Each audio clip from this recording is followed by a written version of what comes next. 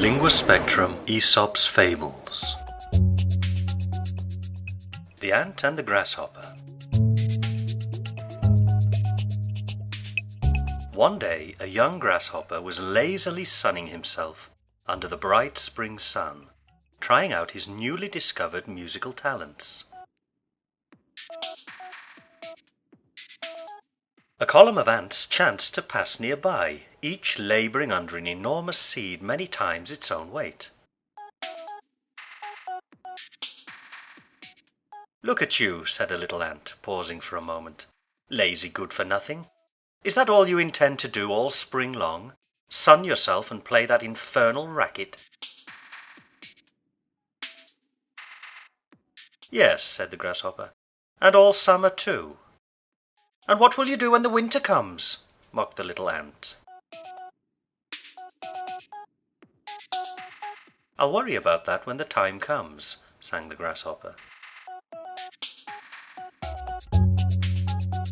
He stretched a toe to bring his leg into tune and played a merry marching piece that might have been enjoyed by the passing ants if they had not been passing so urgently by.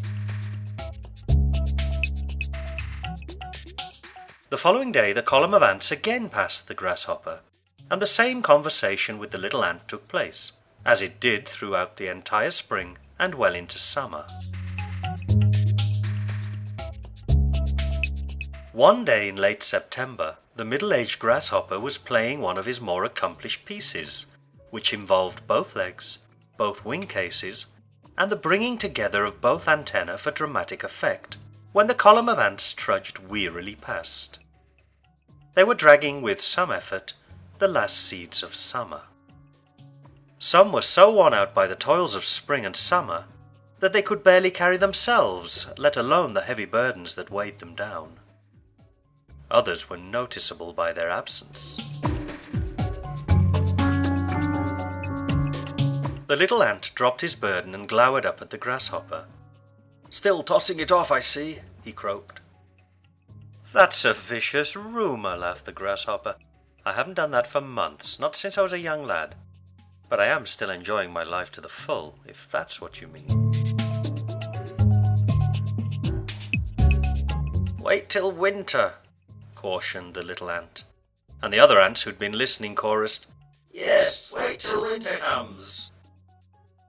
"Got no choice but to wait for it," said the grasshopper. "But remember, it comes to all of us in the end." As sagaciously predicted by the grasshopper, winter duly arrived. The first snows of winter came, then the second and third. Soon the snow was falling steadily, and pretty soon most of the grass and all of the remaining seeds were hidden beneath a crisp carpet of snow. "Where are you going, little ant?" enquired the elderly grasshopper. He was sitting on one of the blades of grass which yet brought a touch of colour to the otherwise featureless landscape. He no longer felt the hunger of his youth, and he was too old even to so much as nibble the leaf. Instead, he was watching the sun begin to set for the last time with a deep sense of contentment. The little ant seemed hardly to notice he was there. It staggered robotically, its legs chilled almost to a standstill by a lifetime of toil and the encroaching cold. "And where are all your little friends?" said the grasshopper. The little ant looked up at him and his antennae twitched convulsively. "Dead," he whispered. "Dead and replaced by the new ones. And to think we worked so hard all spring and all summer, and for what? So that a new generation could come and take our places and throw us into the dust." "And your wonderful queen?" enquired the grasshopper. "Where is your wonderful queen?"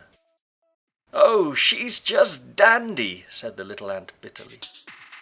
"Snug as a bug in her palace, she is, and she's still been waited on hand and foot by poor fools like me. Living the life of Riley, she is. And the bitch never once had the decency to mention that us workers only live a year, if we're lucky and the drudgery don't kill us off first. Seems to me it's plenty more where you came from as far as she's concerned." "That's bosses for you," said the Grasshopper. Poor little misguided ant. "And what of you?" asked the little ant, sensing that the Grasshopper might truly be feeling pity for him. "I'm dying too," said the Grasshopper.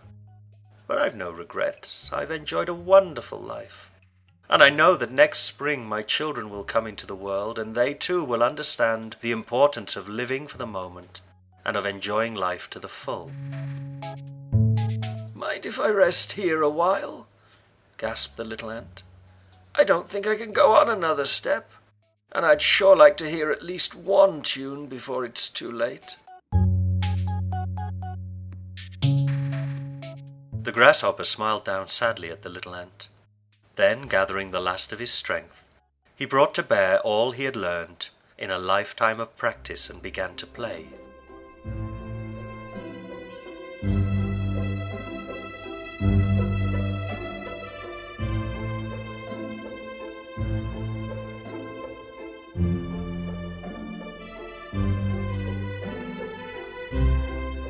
The little ant thought it was the most glorious thing that he'd ever heard, and even the sun seemed to pause to listen a while before it bled itself into the snowy horizon.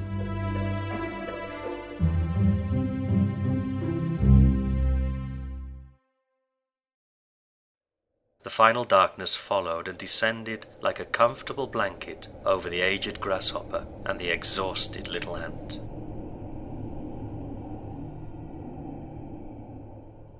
Believe me, wise men don't say, "I shall live to do that." Tomorrow's life's too late. Live today.